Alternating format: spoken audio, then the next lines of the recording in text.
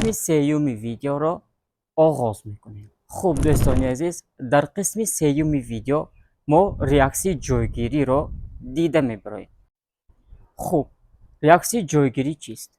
ریاکسی که در بین ماده ساده و مرکب با عمل آمده. ماده ساده جای یکی از اتم های ماده مرکب رو اشغال میکند.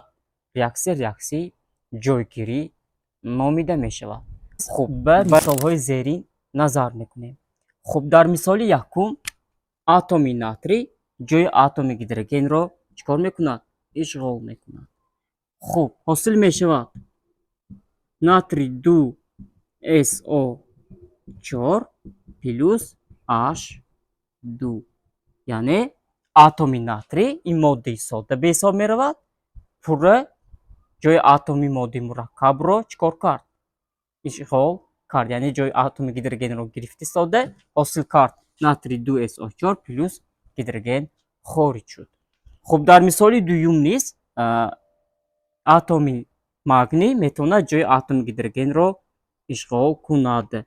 حاصل میشود магний хлор 2 плюс H2. یعنی هیدروژن خارج شد.